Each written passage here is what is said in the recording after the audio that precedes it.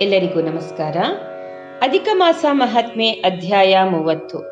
ನಾರದರು ನಾರಾಯಣನಿಗೆ ಪತಿವ್ರತಾ ಸ್ತ್ರೀಯರ ಲಕ್ಷಣಗಳನ್ನು ಸಂಕ್ಷೇಪವಾಗಿ ತಿಳಿಸಿರಿ ಎಂದು ಕೇಳಿಕೊಂಡರು. ಆಗ ನಾರಾಯಣನು ಈ ರೀತಿ ಹೇಳುತ್ತಾರೆ. ಪತಿವ್ರತಾ ಸ್ತ್ರೀಯ ಲಕ್ಷಣಗಳು. ಪತಿವ್ರತಾ ಸ್ತ್ರೀಯು ತನ್ನ ಪತಿಯು ಕುರೂಪಿಯಾಗಿರಲಿ, ಸುರೂಪಿಯಾಗಿರಲಿ, ರೋಗಿಯಾಗಿರಲಿ, ಕ್ರೂರಿಯಾಗಿರಲಿ, ಕ್ರೋಧಿಯಾಗಿರಲಿ, ಕುರುಡ, ಕುಂಟ, ದರಿದ್ರನಾಗಿರಲಿ, ಅವನು ಏನೇ ಆಗಿದ್ದರೂ, ಹೇಗೇ ಇದ್ದರೂ ಅವನನ್ನು ದೇವರೆಂದು ತಿಳಿದು ಕಾಯ ವಾಚ ಮನಸ ಅವನ ಸೇವೆ ಮಾಡಬೇಕು. ಪತಿಯ ಜೊತೆ ಕಠೋರ ವ್ಯವಹಾರ ಮಾಡುವುದಾಗಲಿ, ಪತಿಯ ಆಜ್ಞೆಯನ್ನು ಮೀರುವುದಾಗಲಿ ಮಾಡಬಾರದು.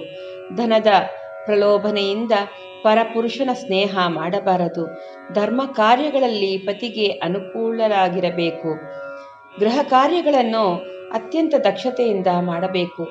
ಯಾವಾಗಲೂ ಹಸನ್ಮುಖಿಯಾಗಿ ಪತಿಯ ಜೊತೆ ವ್ಯವಹರಿಸಬೇಕು.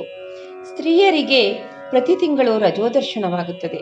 ಹಾಗೆ ಆದಾಗ ಆ ದಿನದಿಂದ 3 ದಿನಗಳ ನಂತರ ಗೃಹ ಕಾರ್ಯಕ್ಕೆ ಯೋಗ್ಯಳಾಗುತ್ತಾಳೆ.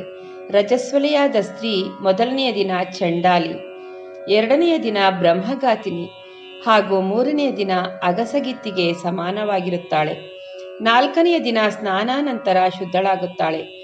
ಆಗ ಆಕೆ ಯಾವುದೇ ದೇವತಾ ಕಾರ್ಯಗಳನ್ನು ಮಾಡಲು ಬರುವುದಿಲ್ಲ.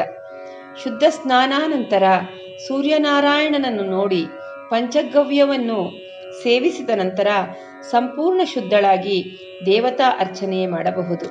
ಜೋರಾಗಿ ಮಾತನಾಡುವುದು, ಎತ್ತರದ ಧ್ವನಿಯಲ್ಲಿ ಅಳುವುದು, ಪತಿಯ ಬಗ್ಗೆ ಆಕ್ರೋಶ ಪ್ರಕಟಿಸಬಾರದು. ಎಲ್ಲಿಗೆ ಹೋದರೂ ಪತಿಯ ಜೊತೆ ಹೋಗುವುದು ಒಳ್ಳೆಯದು. ಆಕೆಗೆ ಪತಿಯೇ ದೈವ, ಗುರು, ಧರ್ಮ, ವ್ರತ, ತೀರ್ಥ ಎಲ್ಲವೂ.